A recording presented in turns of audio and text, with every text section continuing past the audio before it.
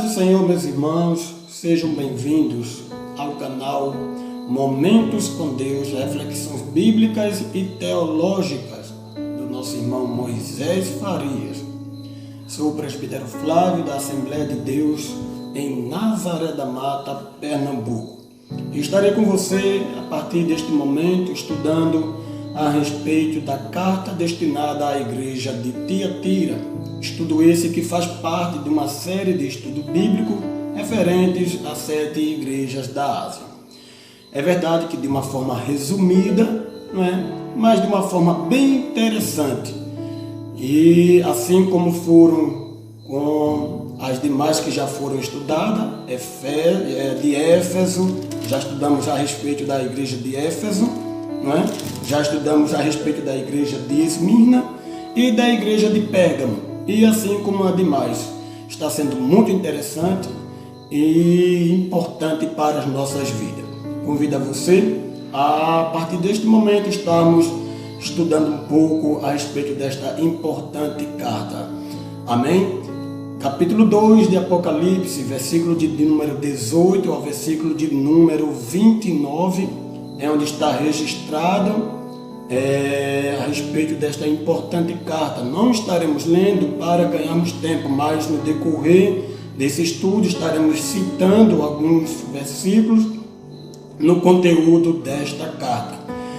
Uma coisa certa, meus irmãos, é que esta carta ela é a mais extensa, ela tem mais conteúdo, mas conforme o pastor e grande pensador e escritor John Stott, a carta mais extensa é dirigida à cidade menos importante.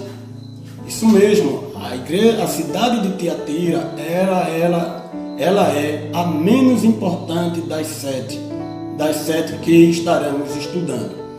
Um dos outros grandes escritores e pastor, William Barclay, ele diz que a importância de Tiatira ela estava simplesmente em sua posição geográfica, pois o caminho de Tiatira era o caminho por onde passava todo o correio imperial.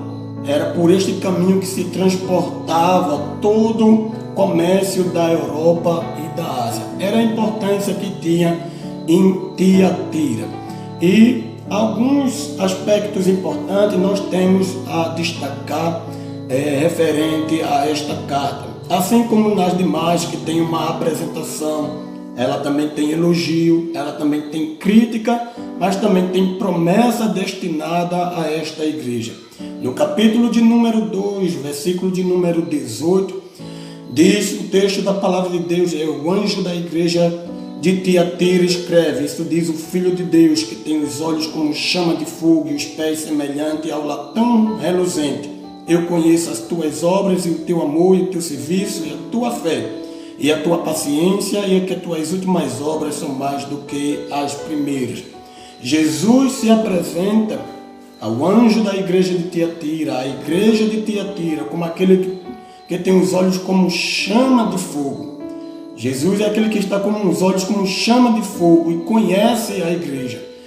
No versículo de número 19, ele diz, eu conheço as tuas obras. Jesus, ele mostra que como que conhece aquela igreja, ele conhece aquela igreja. No versículo de número 23, ele tem uma parte muito importante quando ele diz que ele é aquele que sonda as mentes e os corações. Então Jesus se apresenta dessa forma para aquela igreja, como aquele que tem olhos como chama de fogo, ele é aquele que conhece a igreja, ele é aquele que sonda as mentes e os corações. Em Tiatira existia um grande problema. Existia um grande problema para os crentes daquela igreja, até porque, como se tratava de uma cidade onde se viviam de comércio, né? Era de lã, do couro, do linho, não é? Lá no livro de Atos dos Apóstolos, capítulo 16, versículo 14, o Dr. Lucas faz uma referência a uma mulher chamada Lídia, que era de Tiatira, e ela era uma dessas mulheres que também vivia do comércio. E viver do comércio naquela época, principalmente na cidade de Tiatira, para os crentes, era algo muito complicado. Por quê?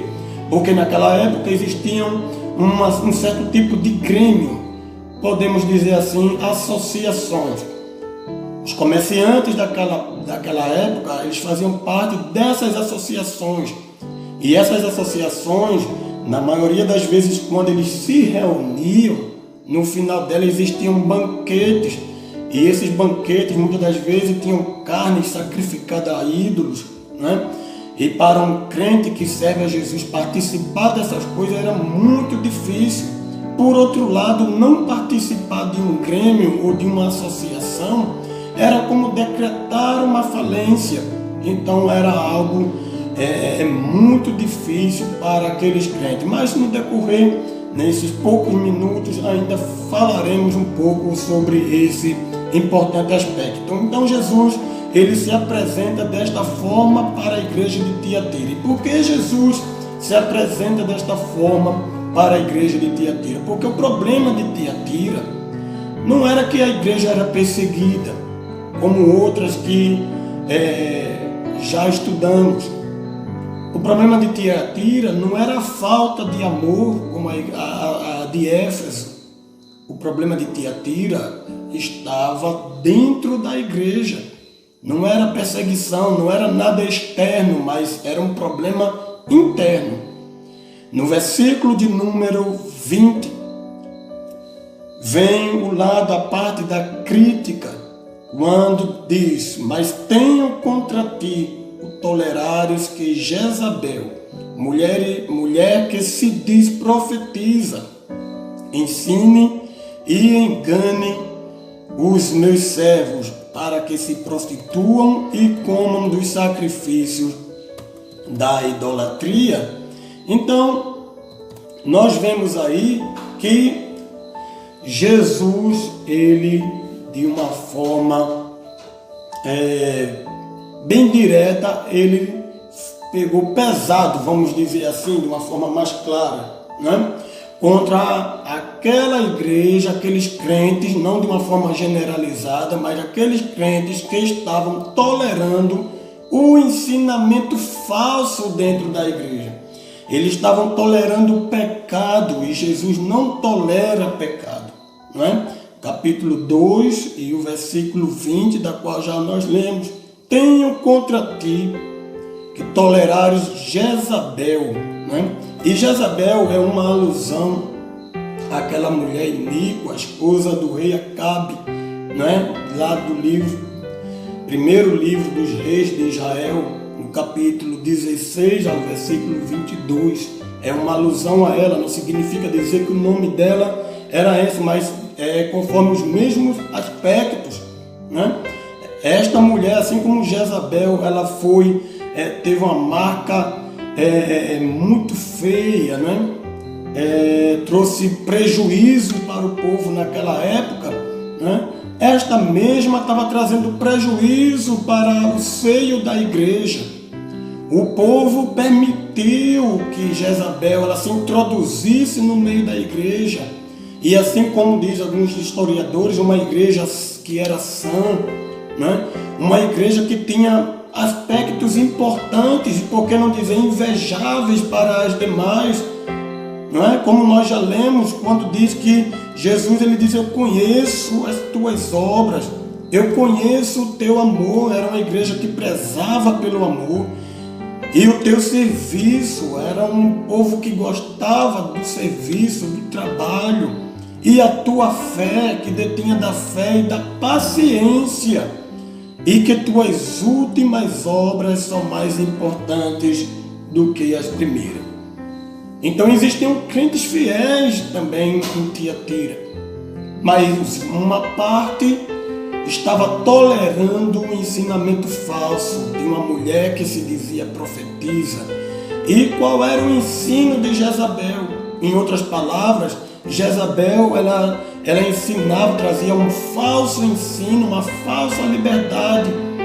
Ela falava, em outras palavras, que para vencer o pecado, primeiro você teria que viver, não é? Participar das coisas da carne, e isso não ia prejudicar em nada o espírito. Em outras palavras, os crentes aqueles que viviam do comércio, não tinha problema nenhum participar dos grêmios, das associações e por fim participar daquelas festas mundanas de carne, de coisas sacrificadas a ídolos. Ela ensinava isso, e assim como hoje, infelizmente muitos são atraídos, né, por palavras bonitas, por palavras agradáveis, né? Mas existe algo que tem coisas que ao homem, assim como a própria Bíblia diz, parece direito, mas o seu fim é fim de morte. Mas Jezabel, ela ensinava dessa forma, e ela atraiu um público para si, que chegou a um momento em que os crentes não podiam deter, ninguém podia ali repreender, e foi preciso que esta carta fosse destinada ao anjo da igreja. Jesus repreende de uma forma severa, né, aquele falso ensinamento.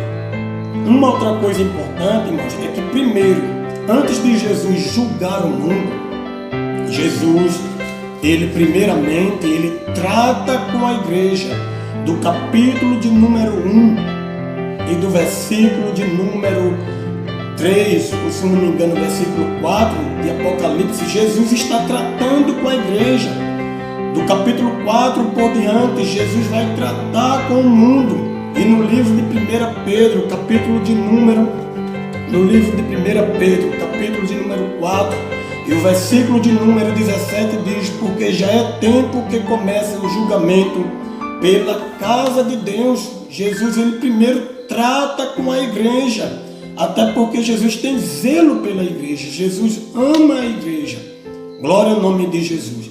E Jesus, ele tratou com Jezabel, não é, com aquela mulher iníqua, não é? Versículo de número 21 e o versículo de número 22, Jesus orienta, existe uma orientação para aquela igreja, para aqueles crentes, para aquela mulher, apesar do seu pecado, dos seus falsos ensinamentos, dos prejuízos que ela estava trazendo para a igreja. Mas Jesus, ele sempre tenta resgatar ao pecador, até porque a vontade de Deus não é que ninguém se perca, e ele dá tempo. Ele diz no versículo de número 21, dê-lhe tempo para que se arrependesse da sua prostituição, e não se arrependeu. Ela não se arrependeu, não é? E eis que porei numa cama, e aí vem juízo, né, sobre os que adulteram com ela, e virá grande tribulação se não se arrependerem das suas obras. Ferirei de morte seus filhos, e todas as igrejas saberão que eu sou aquele que sonda as mentes e os corações, e darei a cada um de vós segundo as vossas obras.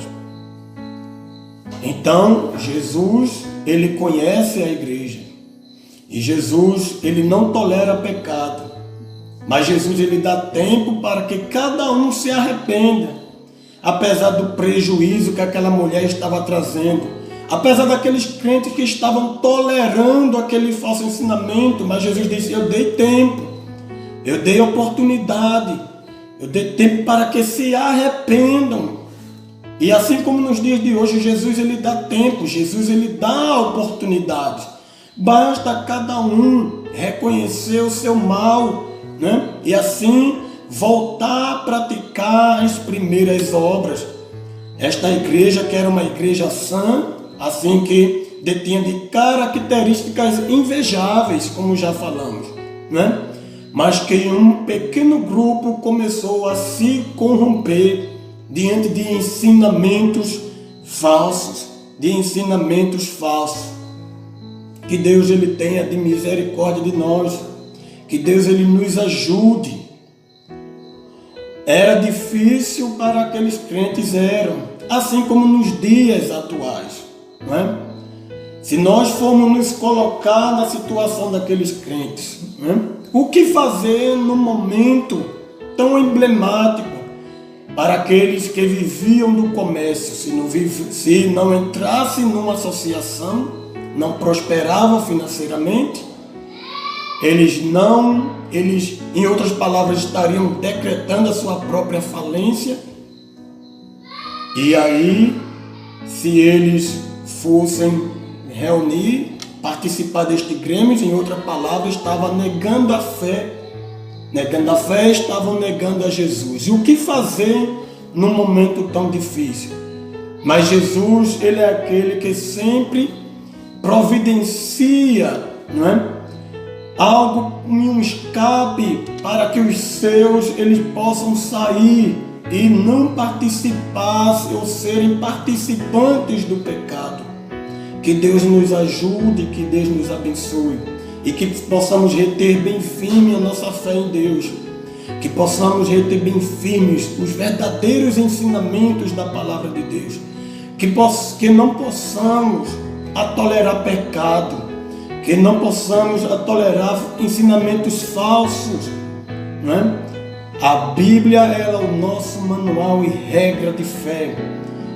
Devemos ler a Bíblia, devemos sempre consultar a Bíblia, glória ao nome de Jesus, a fim de que não sejamos destruídos, não é? Enganados por falsos ensinamentos, mas que possamos pegar por um lado positivo as características daqueles que ainda detinham da fé, não é? Que eram crentes, que gostavam do trabalho, que prezavam pelo amor, pelo serviço, pela fé e pela paciência.